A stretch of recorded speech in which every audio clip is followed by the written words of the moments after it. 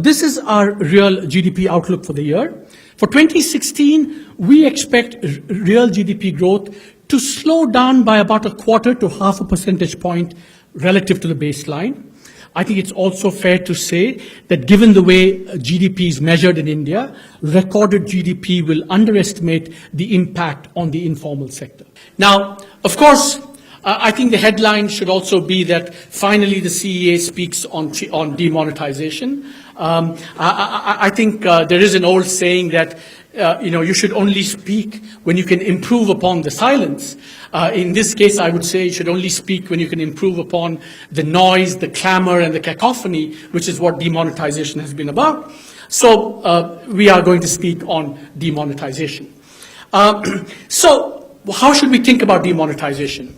It is a radical currency, come governance, come social engineering measure aimed at permanently and punitively raising the costs of illicit and unaccounted transactions, what you call kala dhan or black money. I think at its core, that's what it's about. I mean, you can flesh it out in terms of counterfeit, this, that, and the other, but we're trying to kind of cull out the essence. I think it's also fair to say that the public debate on demonetization has raised 3 issues.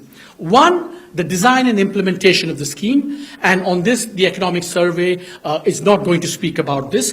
I mean, it's in the past, and other people have commented on this. Second, on the costs and benefits, and third, on the broader implications for future economic policy. Now, I think everyone, now I'm going to talk about the costs and benefits. I think it's fair to say that there have been short-term costs which are real and significant. I think there has been hardship and inconvenience imposed, especially those in the informal sector. But there is also the potential for long-term benefits. And in the chapter 3, there's an elaborate discussion of what the potential long-term benefits can be.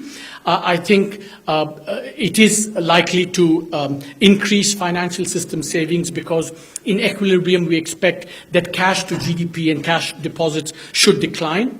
Corruption couldn't be expected to decline. Black money similarly. I think already you see the increase in digitalization of the economy. You can also see early evidence that real estate prices have come down.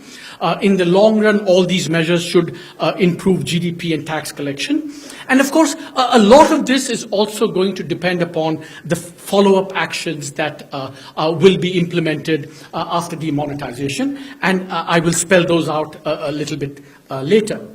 Now, I think that it is really, really important to understand, part of the reason one should be a little bit careful and cautious about examining the impact of demonetization because it is analytically a very, very unique experiment, not just in India, but probably anywhere in the world.